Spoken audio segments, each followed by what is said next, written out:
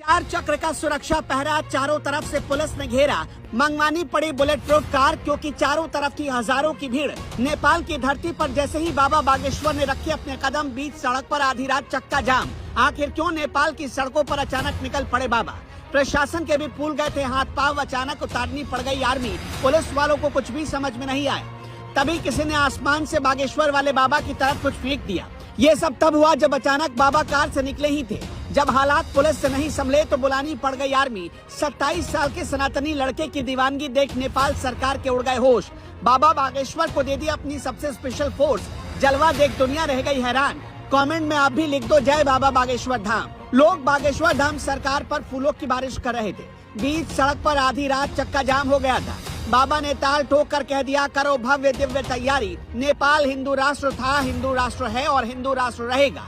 यानी भारत के बाद अब बाबा धीरेन्द्र शास्त्री ने नेपाल को हिंदू राष्ट्र बनाने की जिम्मेदारी अपने कंधों पर उठा ली है। बाबा ने पर्ची भी निकाल दी, तारीख पे बता दी कब से नेपाल में सिर्फ और सिर्फ जय श्री राम गूंजेगा। बागेश्वर वाले बाबा धीरेन्द्र शास्त्री की लोकप्रियता का डंका पूरी दुनिया में बज रहा है। बाबा ने लंदन में जब राम कथा कही तो अंग्रेज भी उन्हें देखने और सुनने के लिए लाइन लगाकर खड़े थे। एक हफ्ते से लाइन लग रही थी। ऐसा ही कुछ हुआ नेपाल में। जैसे ही बागेश्वर वाले बाबा के पांव नेपाल में पड़े, ऐसा लगा जैसे नेपाल के लोगों के लिए साक्षात भगवान प्रकट हो गए। लेकिन अचानक कुछ ऐसा मंजर आया जिससे सब घबरा गए। बाबा को बुलेट प्रूफ कार में भारी सुरक्षा के बीच लाया जा रहा था।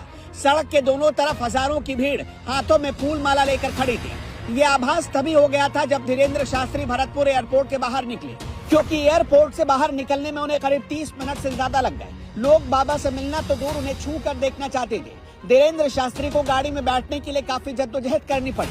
कोई इधर खींचता तो कोई उधर। भीड़ के बीच से निकलना मुश्किल हो चला था। बाबा जी के पीछे पीछे सैकड़ों कैमरे चल रहे थे।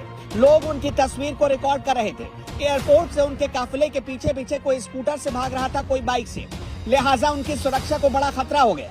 अचानक बाबा के लिए बुलेट प्रूफ कार मंगवानी पड़ी। भीड़ के बीच से ही धीरेन्द्र शास्त्री की कार ऐसे बदली गई कि लोगों को खबर नहीं लगी। बागेश्वर धाम के पीठाधीश्वर पंडित धीरेन्द्र कृष्ण शास्त्री नेपाल के बड़े व्यवसायी वरुण चौधरी के न्योते पर नेपाल गए हैं। इस बीच अचानक कथास्थल न जाकर धीरेन्द्र शास्त्री काठमांडू के पशुपतिनाथ मंदिर में भगवान के दर्शन के लिए पहुंच गए।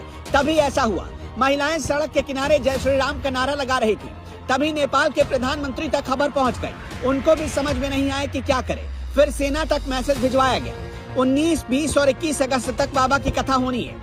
और तभी फैसला हुआ कि धीरेन्द्र कृष्ण शास्त्री जब तक नेपाल में रहेंगे, उनकी सुरक्षा का जिम्मा नेपाल की सेना के हाथों में रहेगी। दरअसल स्वागत के लिए उमड़ पड़ा भक्तों का ऐसा जनसैलाब कि उतारनी पड़ गई थी आर्मी। नहीं बची थी पैर रखने तक की जगह। नेपाल के बुटवल नारायण घाट मार्ग पर सीजी इंडस्ट्रियल पार्क, शाश्वत धाम देवचुली में बाबा बागेश्वर धाम की राम कथा हो रही है, जो 2 दिन और चलेगी। नेपाल में सनातन का झंडा बुलंद करने की खातिर आप बाबा बागेश्वर धाम सरकार के साथ हैं तो कमेंट बॉक्स में लिख दीजिए जय बाबा बागेश्वर।